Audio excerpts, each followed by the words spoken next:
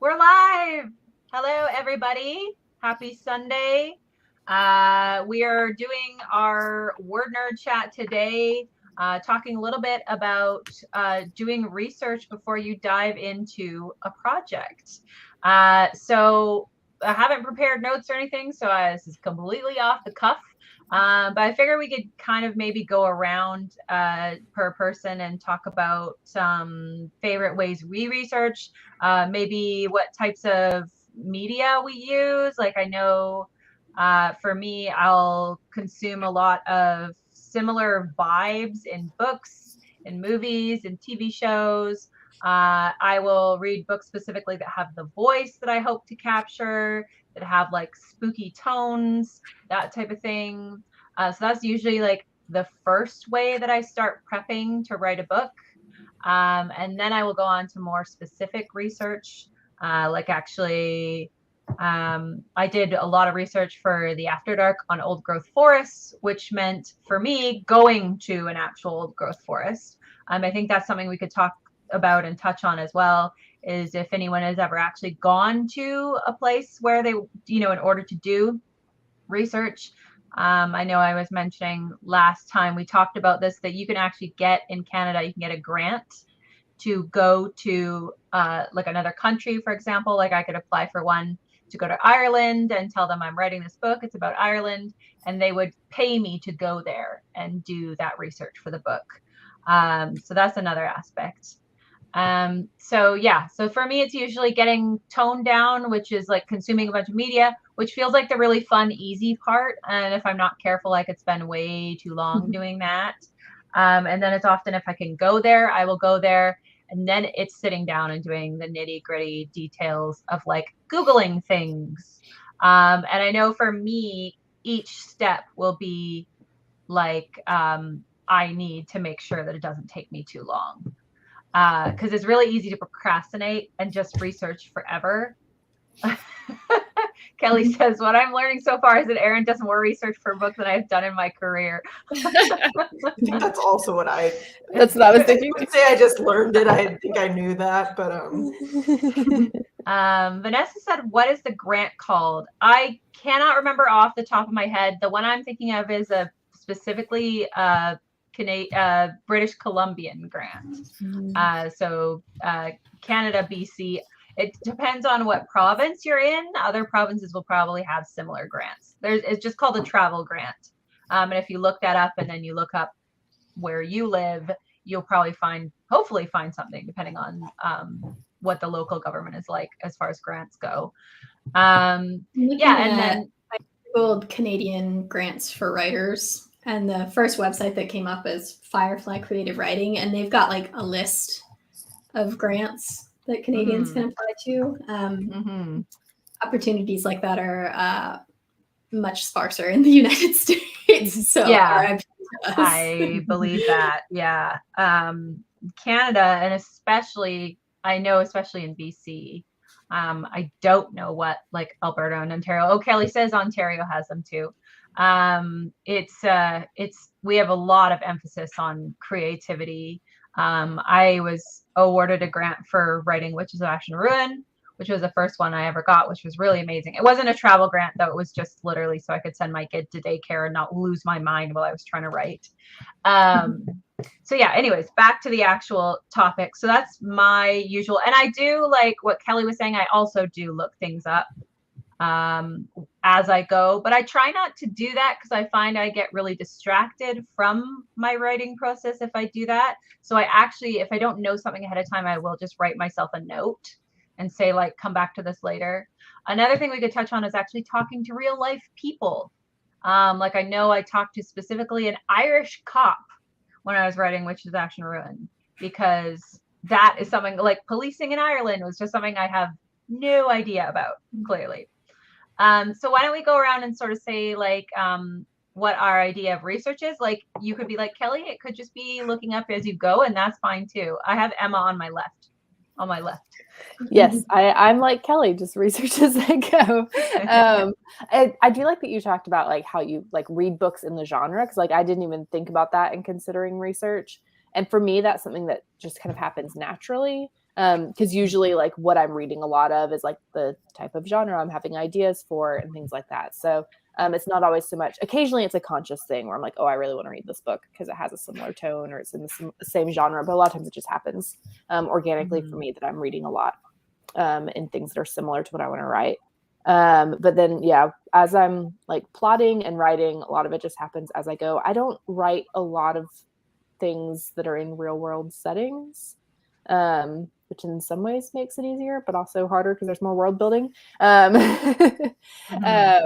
yes, I don't have to do as much like setting research, which I think sometimes can take up a lot of time. I wrote one contemporary romance that was set in North Carolina, and I actually went to North Carolina. It wasn't like I'm going to go do a research trip. I was going on a family vacation there. And I was like, oh, this is perfect. But it was nice to be able to like get like the topography and like see what it looked like to be able to describe it better. So definitely recommend if you can travel for settings. It's awesome, but not always necessary. Google Earth is awesome. Yeah. Kyra, what about you? I'm not much of a researcher when it comes to writing, just like in general. I do sometimes kind of consume media. I'm a little like Emma, where most of the stuff that I write is stuff I'm kind of reading anyway, but I have, as I've been kind of looking to move from YA into adult, I've definitely been more conscientiously looking for adult titles that are in the realm of what I think I'd like to write.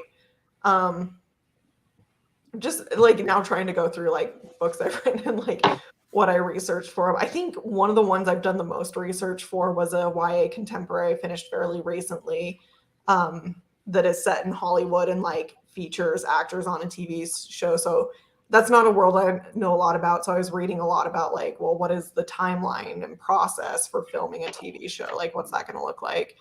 When I am writing something set in the real world, pretty frequently set the story somewhere I'm already fairly familiar with. So like I have one that's set in Arizona because I lived in Arizona. I have one set in Idaho because I've been in Idaho a lot, which has worked for me so far.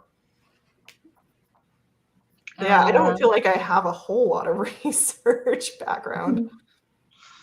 Well, I imagine like you would probably, do you ever use like the degrees you earned in school and stuff? No, never. No.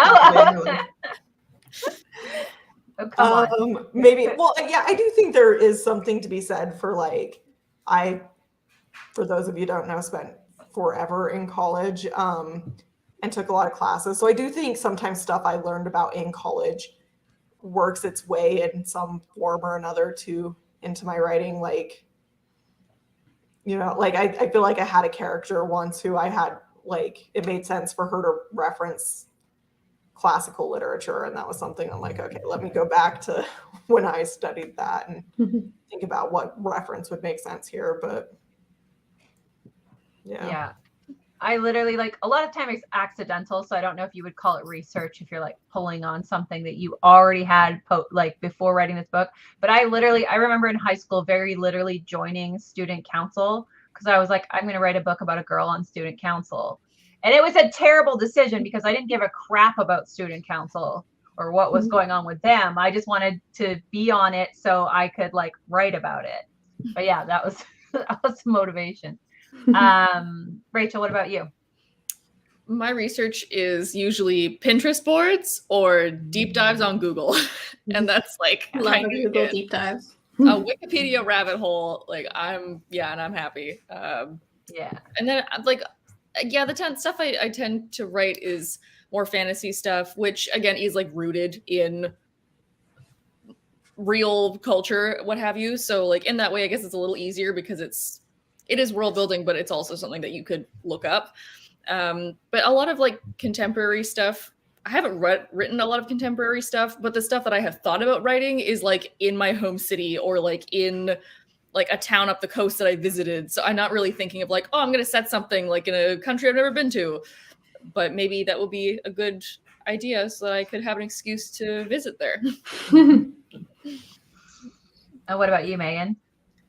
I think if you asked me this 4 years ago, my answer would be very different from what my answer is now. I think 4 years ago I would be like, I'd pass. No research, please. Aside from just like being generally curious and consuming a lot of media. But since I like really honed in on writing horror, I do think I've gotten more into doing like research for my projects. As far as like settings go, I like to live in the like Steve Otter land of state or part of the world that I'm very, very, very familiar with, but a made up city, so that no one will be like, that's not how that street looks or something like that. But yeah, for my books now, they tend to be like one thing about horror focused. So like the book that I'm finishing up revisions on, it was like a vampire book. And the thing that I really liked about it was that I wanted it to be very aware of all the different source materials that would lead to this like story premise that I had. And so I ended up doing a lot of research before I ever started writing for this one, which is not my norm. But I read all of the old school vampire novels, Carmilla, Interview with the Vampire, Dracula, a bunch that I can't even remember the titles of because they were just like really old, and found like podcasts and read a few like academic articles on them from like research journals. And yeah, just like really, I hadn't seen Buffy before, so I watched a good chunk of Buffy because that felt like something you shouldn't try and write a vampire novel without having watched. So yeah, I think just really because it is such a broad strokes, I have like a haunted house idea on deck and a zombie idea on deck. Like it's very easy for me to be like, and now zombies. And now I'm just gonna like find all the history and like read as much into it as I feel like. And then I can usually pretty well tell like, oh, I think I'm ready to just start writing and I'll research more later. I don't feel pressure to like have all the answers before I start writing. I think because Megan and I were talking about this the other day when the subject for the chat came up, I think it's something really good to touch on, the fact that doing research is not just important so that you can immerse yourself in the world you're going to write, but also for when the story is finished and you're handing it to your readers and saying, here, enjoy this. Because I know, Megan, maybe you can touch a little bit on some of the things you found out about the vampire lore and how it could be hurtful or damaging to certain minority groups. Oh yeah, for sure. One of the things I started doing pretty early on, since I knew it was a vampire book, was I just kind of would research vampires on Twitter and just see what people were saying about them. And so I learned fairly early on about how a lot of modern vampire stories have pretty anti-Semitic roots. And that was something I did not want to do, and hopefully have not done, because I was very aware of it from the beginning. But that was what like the academic articles I read were on, like the roots of anti-Semitism in vampire lore as we know it today. And I'm really, really glad I knew that right off the bat, because you do things without even thinking. It's very easy for biases that you didn't realize you had, because it's just like so ingrained in just what you know about vampires. Yeah, it's like embedded into the tropes. Yeah, Exactly.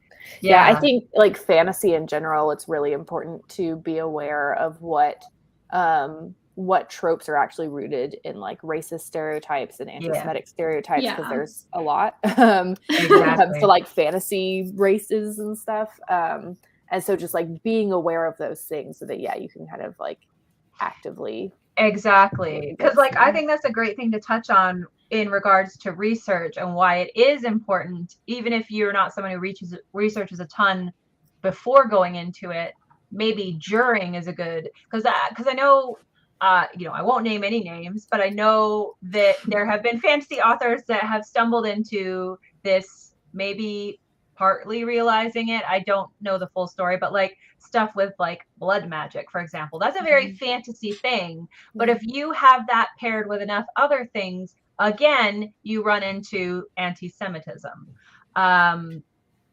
Because it has, can often have connotations or roots in that. So if you're doing this research beforehand or during the process of writing, you can know what mistakes you don't want to make, right? Because it's so easy to write something, fling it out to the public, have people point it out to you and go, oh crap, I was just repeating stuff I've read growing up. I had no idea it had these messed up, twisted connotations, or that it has roots in this hateful thing.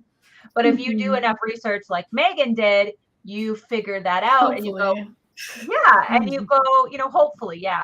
And then you go, okay, I can avoid that. It's easy to avoid that once I know. So I think that's another really interesting, important thing to talk about when it comes to research, and how to not only improve your writing, but also to make sure that you don't hurt anyone accidentally, So, yeah. Yeah, for sure. And I think there's also an element of like, vampires, for example. That's a creature that's in a lot of lore all over the world. I didn't want to be like, look, I've made up this thing that vampires can do. Aren't I so clever? And then have it be like, no, that's someone else's actual lore, and now you just look like a fool. Tessa Claremont says sensitivity readers can also help you avoid accidentally adding harmful tropes in your books. Yeah, that's something that I think is super, super important. I know I had a sensitivity reader for Witch of Ash and Ruin, and they were fantastic. There was so much stuff that I wouldn't have caught on to if they hadn't, if we hadn't hired them. And your publisher should be the one to hire them. They should be the one to pay them a fair and decent wage. If you can get a sensitivity read before that, you're publishing, that's fantastic if you can pay for that. But in any case, definitely before it hits the shelves, it should see a sensitivity reader. Because there was even stuff like, not just for, because like I know we run into people that are like, oh, everyone's so sensitive these days, blah, blah, blah. It's like, it's not just so you don't offend anyone. It's so that you as a writer are creating a realistic world, right? Because if I went ahead and I wrote about a culture I don't know, and I didn't include, any of that, was one of the things I was guilty of. I didn't include some of the small, intricate details that made it obvious those people were from that culture. And that's one of the things the sensitive reader called me out on. Like, you could take away some of this stuff and then they could be white if you didn't describe them. And I went, oh crap, they're correct. So because of the sensitivity readers, they're able to go back and work with them to add in the details that made it realistic, right? So it wasn't just about not offending anyone. It was about making the world as close to real as possible. So that's always my reply if somebody complains about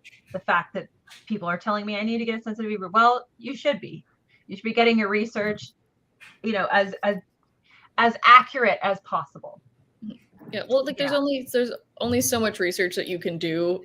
That's exactly right. And like there's always going to be those little bits and pieces of slang or like a really popular clothing style or whatever that like you just won't know about unless you're like a part of that movement or culture. And of course, like details is kind of where the devil's in the details. Like, that's what makes it so much more real and authentic. If you have somebody that knows those. Yeah, 100%. And I know, like, I was going to say, I know I'm still not going to get it fully right. I know I didn't, but I'm going to try. Yeah. I also think, like, depending on the type of story you're telling and maybe like your awareness levels of things, like it can be helpful to have a sensitivity reader in a way, like to talk about your story's concept with. Because some Yes. of the books that have come out in recent years that have been offensive, it's been like at the concept level, you know, Yeah. like you've made the dark skinned people the aggressor. Like that's not something you can just like edit out easily Yeah. from your Yeah. draft, you know? So, Yeah. I mean, I know one of the first fantasy books that I wrote like back in the early days of this channel, like looking back on it, there's like things that I'm like, oh, I would really have to rework the concept of this because like there's like white saviorism is like a big part of the plot, you know? And I just wasn't aware at the time. Yeah.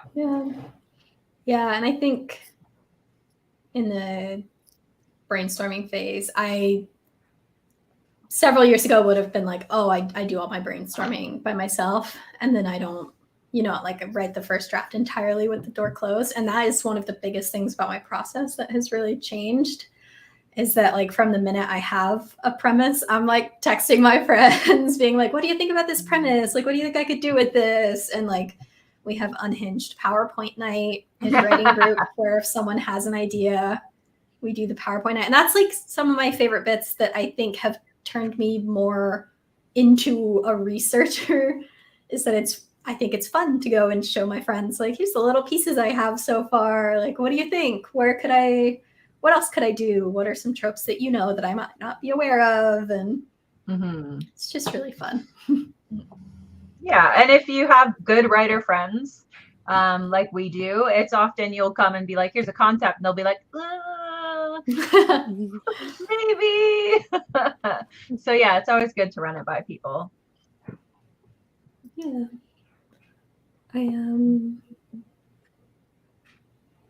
I also used to think a lot like, oh, well, if I'm going to, write a ghost story, I want to stay away from the newer ghost things. Like, I don't want that stuff to seep into my work.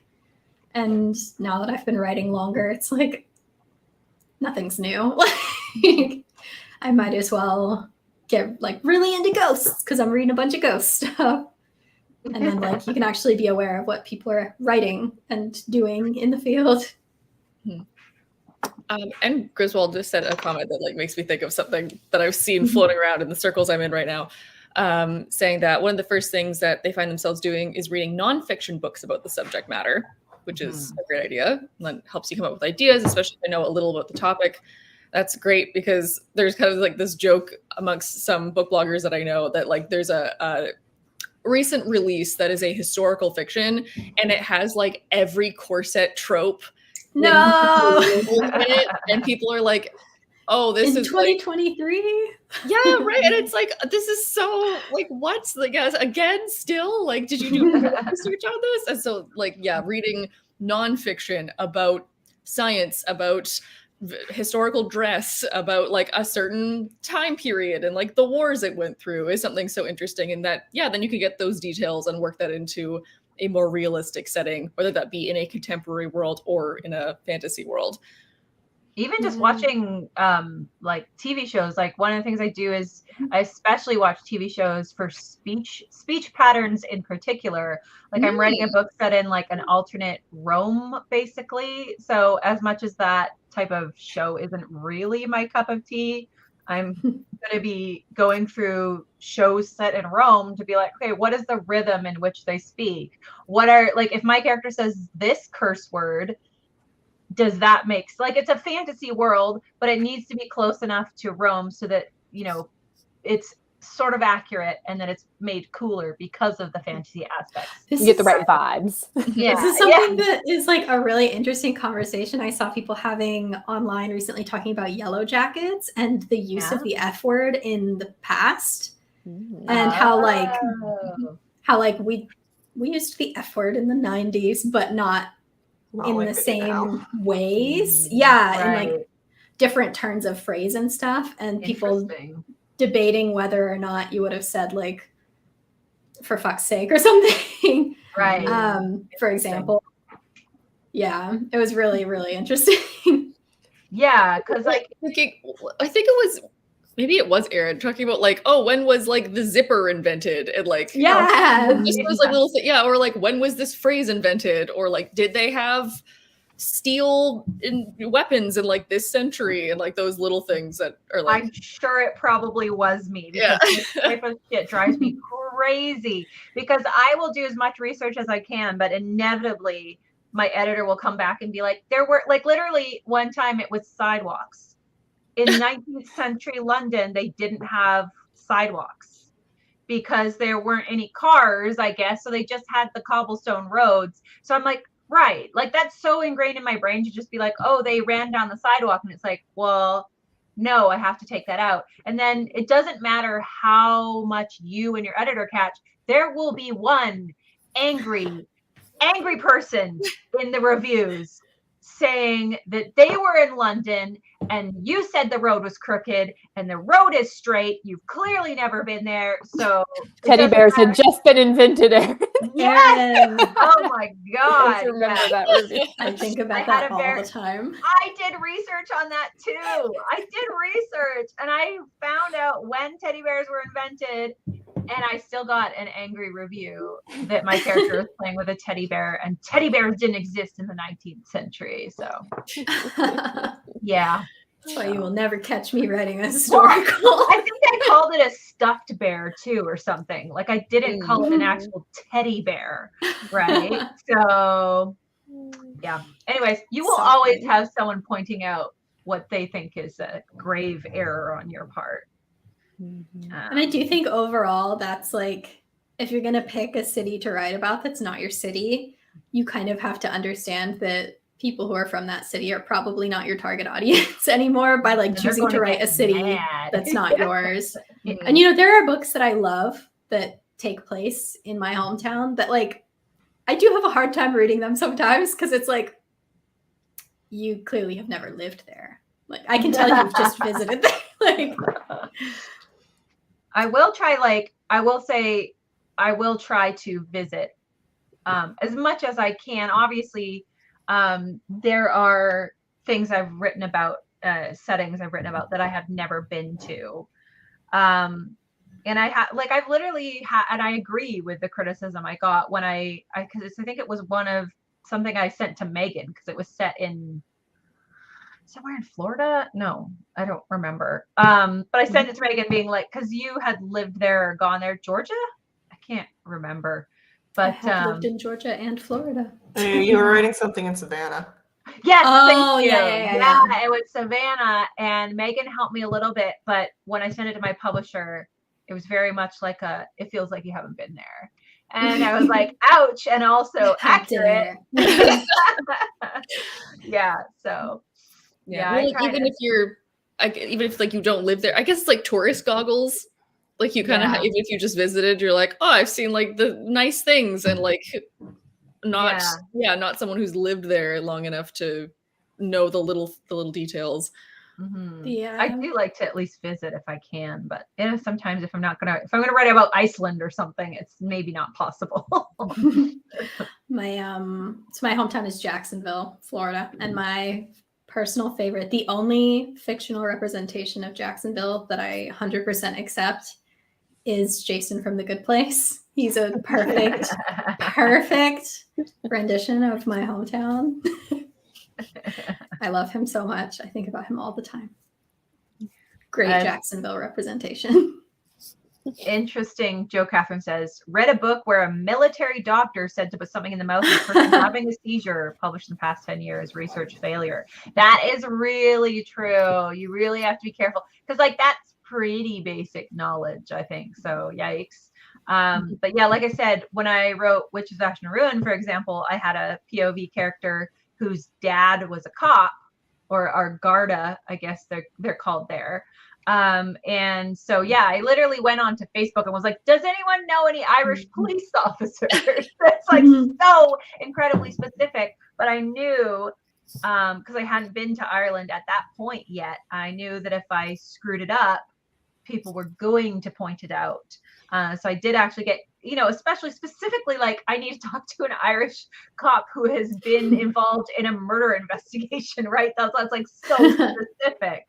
But you can find anyone. You can literally find anyone if you go on Facebook or Reddit, or don't go on Craigslist. I was about to say Craigslist.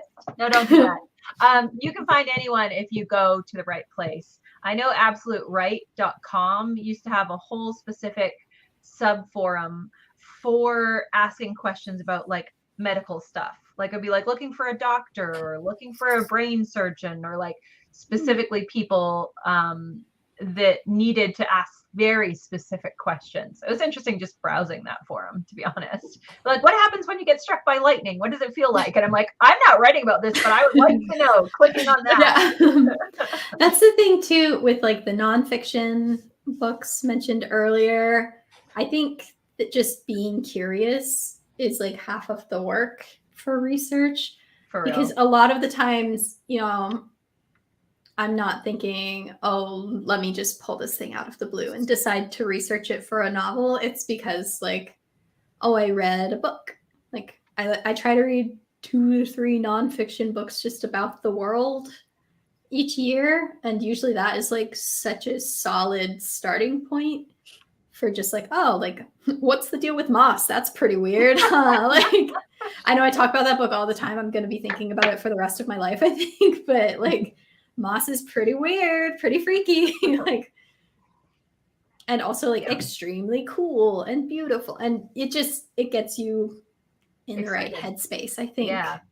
I very much agree. I will definitely go on like just a bender of just like researching stuff for hours. And it's not even necessarily research. It's like, sorry, I got distracted. Andrew Walker's like, what have I walked into? I should have waited a second before sending that. All I heard was don't go on Craigslist.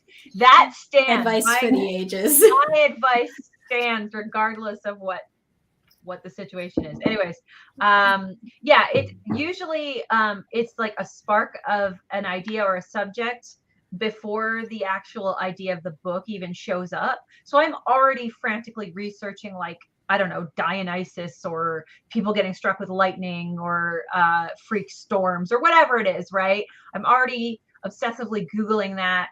And then by the time I get to the idea of a story, I've got half my research done anyways, because it's just like, I would have researched this anyways, because it's a growing obsession. Like I was talking about with the whole someone getting struck by lightning, that literally did turn into a book. That's the second one I sold to Penguin Random House. You know, of course, I'm going to sandwich it between fantasy elements. So it's about the wild hunt. But I'm like, the obsession started off with the idea of like, what does it feel like to get hit by lightning? Right. And so I researched and like read so many first person like interviews and stuff. Yeah. So I can't remember who said it back there, but someone was saying that they watch a lot of documentaries about the true stories about the thing they're going to write about. And that's actually also something I do. I hate documentaries usually, but sometimes I find them very interesting when it's about stuff like, if I could find one about being struck by lightning, I would watch the crap out of that. I also did for the most recent book the After Dark, I watched, I think it was on Amazon on Prime. There's a documentary about the Skull and Bones Society, the Yale Secret Society. And then I also read Leigh Bardugo's book as well about secret societies. So like my book is not attached at all to reality, but secret societies do exist. So that's like a thing I can still research in a realistic way. So yeah. I am a big fan of, I know this is going to sound fake, but scrolling TikTok. I think it's a great place to just learn weird shit you wouldn't have learned otherwise. true. Like yesterday, I wrote this in my note. I must have been watching TikToks late at night. It says, people who get in really bad car wrecks can have glass just stuck under their skin that comes out every now and then. Not an idea. That's a true fact, but it feels fake. I could probably do something with it. Like, Whoa. just learn like weird stuff. Weird. That is weird. I do love weird stuff like that. Yeah, and I wouldn't have learned that if I hadn't been scrolling TikTok when I probably should have been sleeping. It's just like weird, creepy little facts like that. Yeah. Like I got really obsessed with Death Omens for a while, and I still kind of am. So that's going to be a thing in one of my. Yeah, I was gonna say was. Yeah, no, that is currently still happening. Mm-hmm. So yeah, it's like an idea, like kind of hooks its claws into you for a bit and rides along with you, and then you just got to keep researching it obsessively. So how do you like anyone How do you all keep track of any research you've been doing? I have Usually I notebooks. just have like a Google Doc or just a note, and it's just. I probably should organize it better, but I don't. I have like each one has like a different Wait, I have a committed notebook like notebook. Ooh. I got this for my birthday. Oh my goodness! Notebook twins. So yours is cooler because yours is like creepy, They're like dripping. dripping. Ooh. Mine is like the before picture. Yeah. Or the after picture. I don't know. Yours is like the horror version. I like it. Yeah, this is what I've been doing all the lighthouse notes in, I think. Yes. Yeah, the lighthouse one is still next to my. That has a separate book. Yeah, I do often descend into chaos when I'm first researching things. So notes will be on my phone or like on the back of my hand or on a napkin. And then I will try to get them all together and compile them into a book. Yeah, I will attempt to, but yeah, it can be chaos. What about the rest of you guys? Rachel said Google Docs. Megan also has notebooks. Yeah, it's usually me weeks later being like, where did I write that down? I find them all over the place, and it's such a problem. Like, Yeah, I'm with Joe, Catherine. Keep track? Question mark. I often send like emails to myself with cryptic notes inside that I will later not remember what it means. Well, I just usually have like folders on my computer that have photos or like screenshotted things, but they're usually named like an acronym, and I don't know what the acronym is. yeah. I made it at like 11 at night, and I'm like, oh, that'd be a cool acronym. And then the next morning, I'm like, what is this called? I don't know. And why are there like weird pictures in it? And like this one random screenshot of it, like a lady knight from the 1300s. Like, okay, I really thought I was doing something here. And then I'll find the Google Doc. I'm like, oh, right. Okay, that's what I was going for. Sure. Yeah. I feel like I'm so like organized with my plotting, but with my research, it's just chaos. All And then over I the go place. back before the second draft, and it's like, where did I put all this stuff? I need this now. Where are my trinkets? Do you guys also, because I know one of you said Pinterest, Megan, maybe. Do you Rachel, I guys think. But Oh, okay, Rachel. I do have a Pinterest board for every book, usually in the beginning stages. Is that where you, or do you kind of collect as you go? a little of both, but like usually, like I'm a very visual person when it comes to creativity stuff. So like sometimes I'll literally just be like, not on Pinterest very often, but like sometimes I'll be scrolling Pinterest and like see a photo and be like, oh, that sparks a story idea. And then that's my rabbit hole for like 30 whole minutes of just like clicking the like recommended in each page and then like Yes. saving a bunch of stuff either on a board or like each in a folder. But for the most part, like kind of once I have the like 5 to 10 kind of like anchor images, if that makes sense, of like, oh, like this speaks to like exactly what I want, then I'm kind of like, I'm done with photos. But sometimes it takes me a while to get those photos. I use Pinterest for like the opposite because I'm not a very visual person, and I have a really hard time with like setting up an aesthetic that is coming through in my writing. And so I use Same. Pinterest a lot in the beginning, and it's like I pick the color that like that this book is green, this book is blue, and I just like go through and just all those. Once I get a handful down, the recommendeds like do the rest of the work for me. It's amazing. I'm very much the same way as Megan. I don't have like, you know, those stupid articles that are like, do you have a strong mind's eye? Picture a white rabbit or whatever. I do not have one, it feels like. Or at least the white rabbit is a very fuzzy and possibly a cat. I don't know. But I don't have a lot of ability to picture things well in my head. So I'm the same way. I will sit down and I will pin a bunch of things just for one, like vibes and aesthetics. And two, so I can accurately describe the characters as well. I'll put quite a lot of research into what the character looks like and also sort of their mannerisms and stuff. I'll often pinpoint an actor or sometimes somebody I know, you know, how they move, how they speak, how they respond to things, their expressions. So that definitely is helpful. Pinterest and YouTube sometimes as well, if I can watch videos of people doing things and that type of thing. Or even like Spotify or another kind of like music app Yeah. making playlists. I Or use like, Spotify as well. yeah, every once in a while I'll hear something, be like, ooh, and then be like, add that to something. It's harder to like go through and like search for things in that regard. 'Cause you're like, I don't know what vibe I want, but every once in a while, I just be like, I have a playlist I can add that too.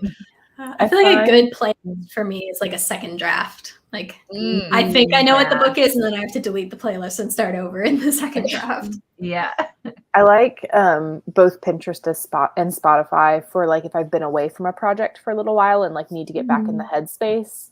I find both those mediums are really good for like getting back into like what was the aesthetic of this, like what was the like mood and the vibe, what does the character look like? Because similar to Erin, like I like to have some like kind of reference images. Is like this is kind of what they look like. It's kind of what the setting looks like, just to go back and like remind myself when I need it. Or even if I just need to like hype myself up again, sometimes it's like looking at the pictures. It's like, oh yeah, this is why I was excited about this. I always keep my Pinterest open on one screen when I'm writing. Pinterest is really good for hyping yourself up. That's 100% something I do when I'm getting like, especially if I've had to put aside the book for a while and I'm kind of like not excited about it or don't remember a lot of it. Yeah, I'll go on Pinterest and be like, oh yeah, this is why I was excited about this. It has such cool vibes, it has such cool aesthetics.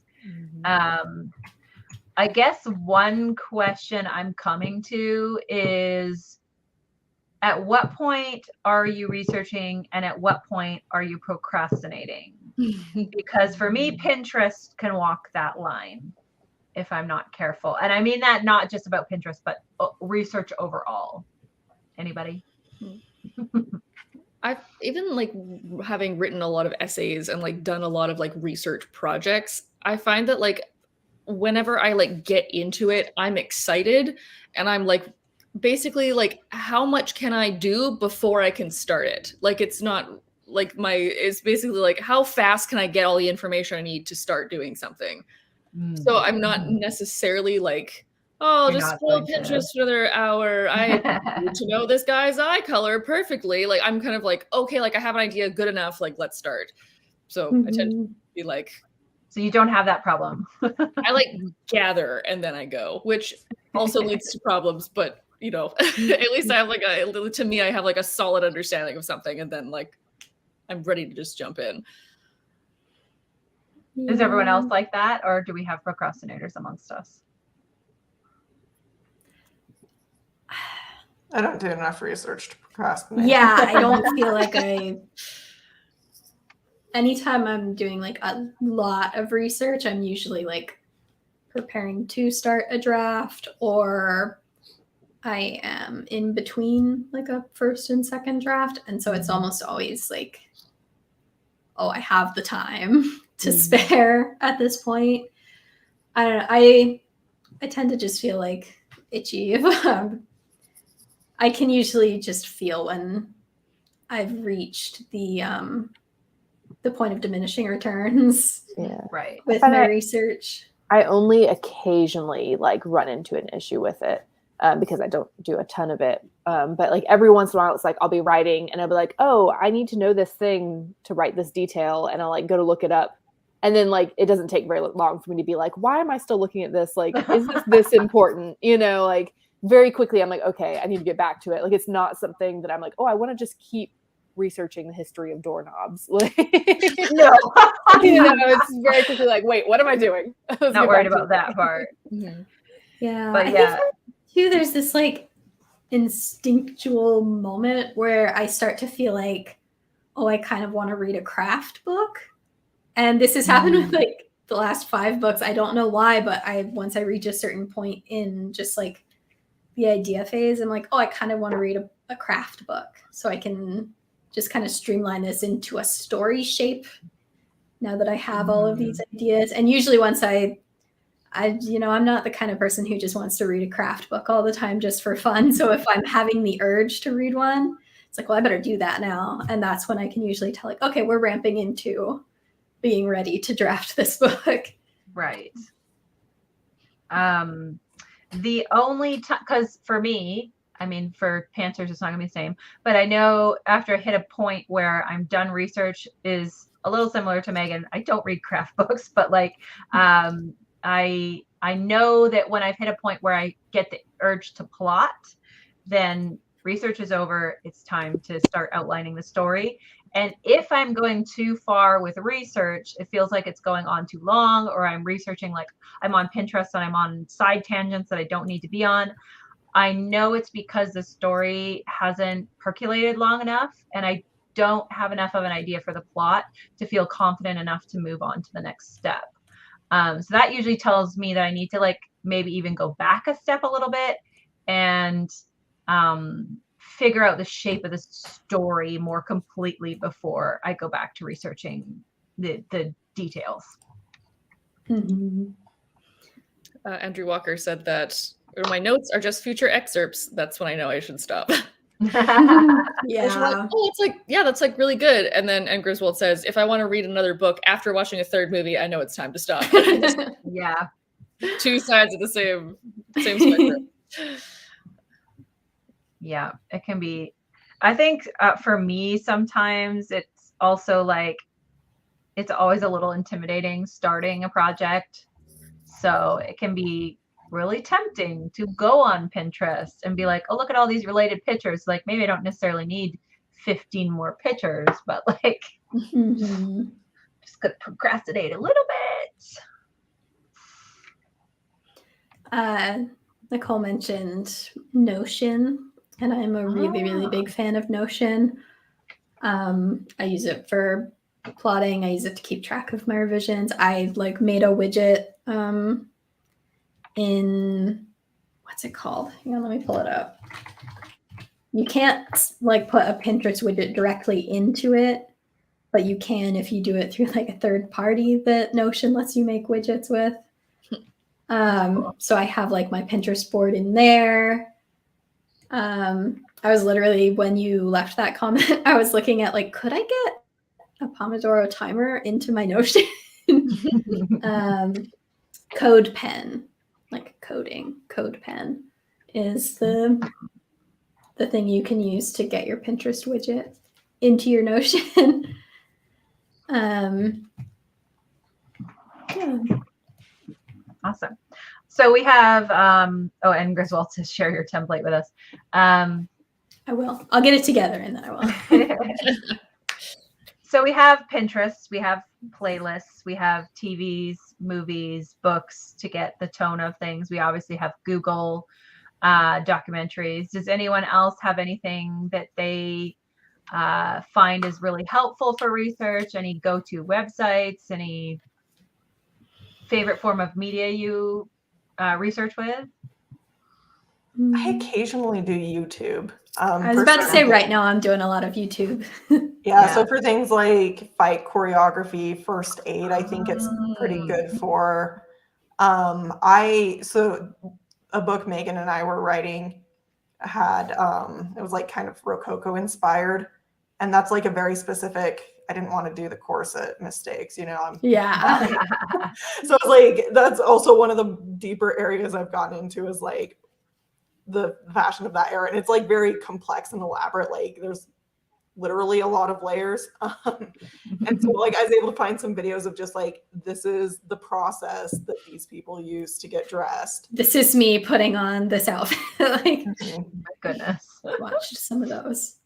Yeah. If anyone has, I've been watching a lot of like ghost hunting stuff for my ghost idea.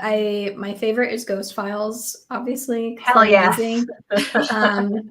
But if anyone has any recommendations, drop them in the discussion section because I really need more. I don't love the thing I like about the Ghost Files is that like because there's a skeptic on it, there's this element of like I trust that they're not going to embellish things because I hate when things seem too obviously embellished. So yeah, if anyone has any recommendations, drop them in chat for your local skeptic who is going to write a ghost hunter. There's an absolutely terrible series on Netflix about people that try to, like a reality show where they try to survive in a haunted house. But there's nothing love real about that. it. Did you see it? No, Did I you haven't seen. Oh my I love God. that premise.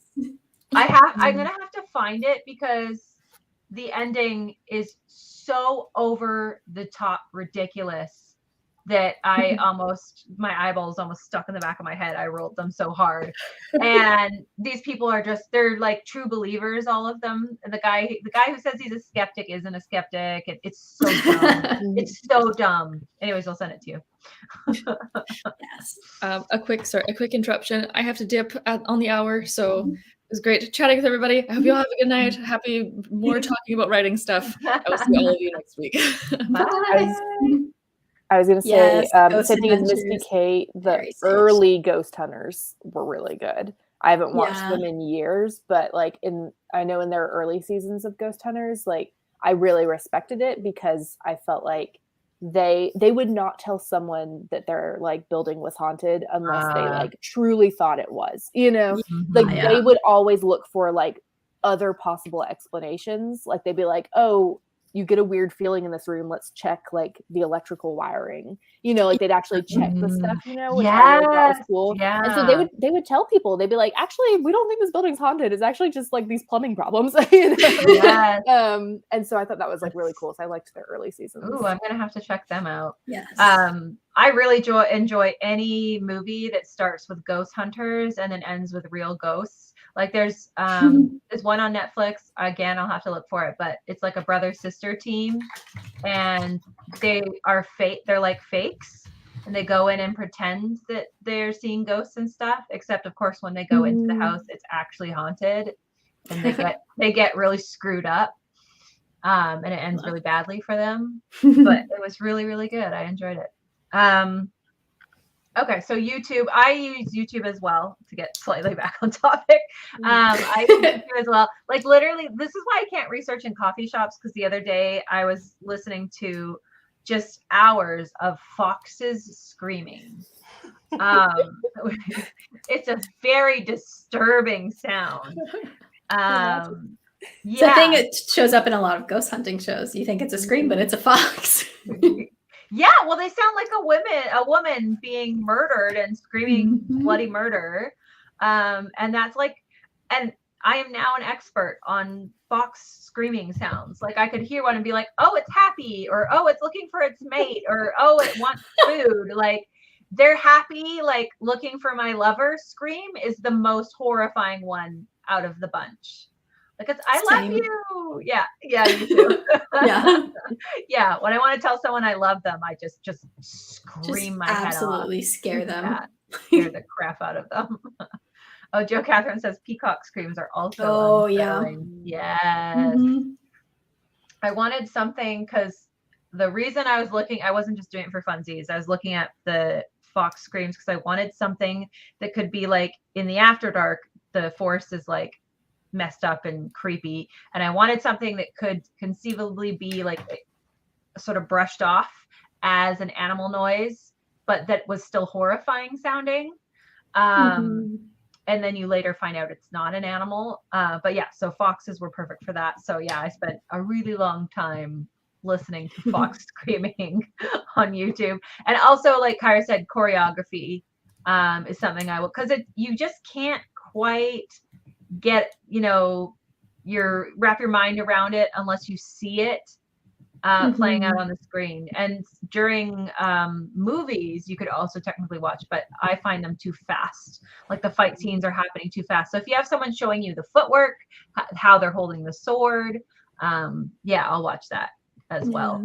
Also, I have a sword girl.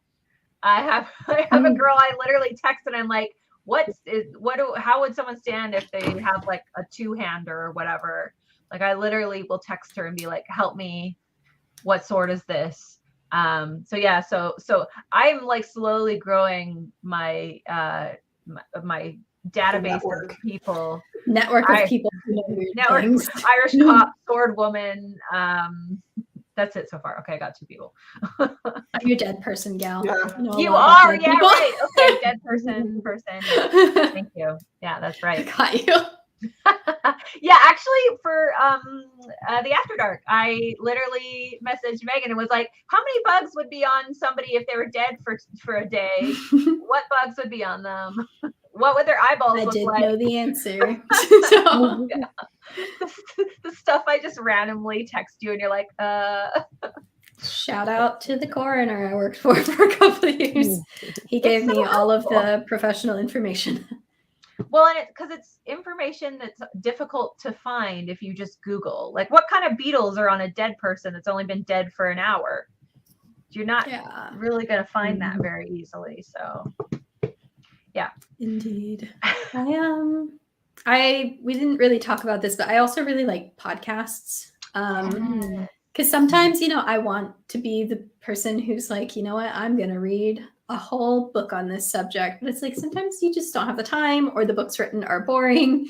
yes. And there's a zillion podcasts out there that have covered all of this information. And all you have to do is just kind of sift through and find the podcast that conveys the information in a style that works for you. Mhm. I love it. I'll just go through, search, tell me about vampires. Yeah. Like an old woman. I'm just tell me a story about a vampire. I think I could do that for something that was like an overall bigger subject, like vampires, like Yeah. vampire podcast about vampires. Absolutely. But if it was I wanted to know about like a corpse decomposing. Ask a I need to talk- mortician. I need to talk to an actual person. Oh yeah, That's Ask a the Mortician. YouTube video. I love Absolutely. Ask a Mortician. Excellent channel. Yes. Oh, Joe Catherine says SciShow Tangents and Yeah. Lore are my favorite podcasts. Okay, so what's Lore? Does anyone? I'm sure Joe Catherine will answer me, but I think I saw the Amazon show about lore. okay. That's the one that got the Amazon show, right? I watched Amazing. if it is, I watched the Amazon, and it just goes over like a story from lore. I see, because if I could find like a folklore podcast, I'd be all You would over like that. lore. Okay, all right. I'll need to check it out because that's the exact type of stuff that, like I said, gets its hooks in me, and I'm like, I just can't stop researching it. Like death omens are a part of folklore, so like that's just something I will deep dive into forever and keep researching forever. Yeah. I think Nicole said that's a great idea, especially if you're not 100% sold on an idea yet. You can listen to a podcast on double speed, just see for sure if you're into it, and then go from there. I love it. Good idea. Yeah. I just really think the best thing you can do for research is just be curious, be willing to go down rabbit holes, and actually like write down the part that inspires you or that you need to remember. Because if you don't write it down, you probably won't remember it, or you'll misremember it, which is probably worse than not remembering it at all. Yeah, I definitely agree, because the reason I keep a notebook is like the more I research, the more information I take in, the more I will definitely forget. And any one of those little details could end up something that I put in the book. So I definitely try to write it all down. Yeah, and like I have this whole separate document in my phone that like, because my vampire one, I wanted it to be like, how much of it do I want to talk about? Yeah. So the premise is like a satirical look at Twilight, kind of. And I wanted you to be able to like read it and be like, haha, look at the like funny Twilight jokes. But then also like, if you knew vampire lore, you would see like all of these other like references layered throughout it. And it's like, I'm not going to read all of these books in 1 week and then remember like, oh, I could, do a spin-off of this quote in Dracula. It's just, it won't come across as well if I'm not keeping good notes on those kinds of things, because there's no way you can do it perfectly in one go. And so for better or worse, the better your notes are, the better off you're going to be. And that's advice I should also take. Same. Mr. Roro, sorry if I pronounced that wrong, says Spirits Podcast is a good lore podcast. Where's my pen? I need to write that down. Okay. I'm writing that down. Yeah, I would love to get into a lore podcast. Because I'm just 100% into that type of thing. There's a lot of like anthology style nonfiction books out there now too. Like ages ago, I read Ghostland by Colin Dickey, and like ever since I read that, it's been in the back of my mind. Like I want to write a ghost book. Like that was really good, and I think it was because it was more anthology shaped than here's 1,000 pages of nonfiction. Right. Yeah. Yeah, that would be good. It's actually anthology. What's it called? Ghostland? Yeah. So this guy, he like went all across the US and recorded like ghost stories and kind of analyzed what about all of them is common, what makes us tell a ghost story, and what does that say about like the culture in the US that came up with this ghost story. You know, is it some amount of guilt that like it's easier for you to believe that there's a ghost than it is that like your ancestors sucked, you know, stuff like that. Yeah, I thought it was really interesting. It's been a long time since I read it, but that sounds fascinating. Yeah, I really like, obviously I'd like to tell a straight up ghost story, but I find it fascinating when you delve even deeper into that and say, let's look at the history of ghost stories. What deeper meaning do they have? When do people come up with ghost stories? Why do they feel the need to tell them? Yeah, I love stuff like that. So yeah. Yeah, I think it helps inform when you are writing a story. Not only does it teach you about tropes, but there's like ways you can be aware of the history and use it to inform the direction you go with your work. Yeah. And I mean, as a horror writer, it helps you tap into a more visceral horror. You know, you can find what lies at the heart of our fear and why we tell these ghost stories. You can really use it to screw with people. Yeah. I love this comment from Vanessa.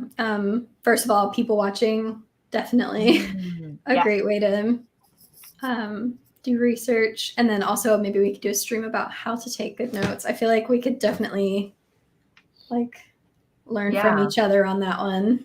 Yeah, that's a good idea. That could be fun.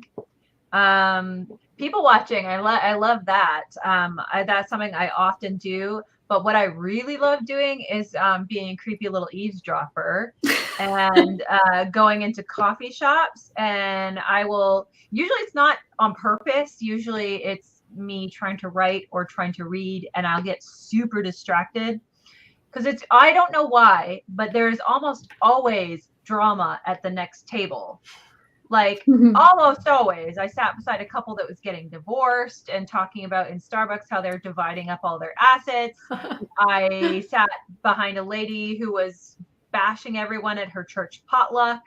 I sat beside a lady who was trying to get her daughter away from a crappy boyfriend. Like literally every time there is some form of drama, and I will just eavesdrop and listen to the whole thing.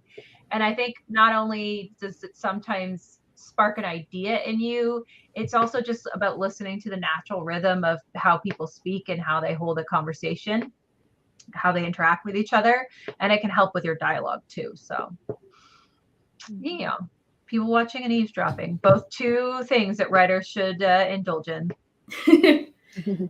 Yeah, this has been great. I've taken like a bunch of notes on like ideas and stuff to try. I think I already really like Notion, so maybe I'm gonna try for my next idea to actually like organize my research in there as well. I feel like that could be useful. Good idea. I like what N Griswold says. If people don't want the writer and us to eavesdrop, they shouldn't shout into their phones. I still to this day, I have it very firmly lodged into my memory. In high school, I was on the bus and there was a guy talking on his phone loudly enough that most people could hear it. And he was talking about, for those that don't know, I live in Victoria on Vancouver Island, and it's a city that's known for like weird underground witchcraft and like dark magic. And he was having this conversation on the bus about how he had gone into the underground tunnels and how he had seen things that he couldn't repeat on the bus in public. And I'm going like, did you? Are you being dramatic? Or see like a demon? Did you find a body? Yeah, I'm like, I want to know. I'm just over here eavesdropping, a little like 17-year-old me. I just want to know what you saw down there and where's down there. Like, I had so many questions. Anyways, yeah, just little things like that. I think eavesdropping is super valuable to give you little nuggets of ideas, you know. Yeah, for sure. Well, we're gone a little past an hour. Does anyone have any final closing thoughts about researching? Not really. Just be curious. Yeah, fun. I like that as a motto for tonight's chat is yeah, be curious. All right. Well, thank you everyone for joining us, for joining in on the conversation. You guys are all awesome. And we will see you next Sunday. I think it's Nerdin, is it? Yep. Yes. I believe All right. so. Same bat time, same bat channel. Bye. Bye.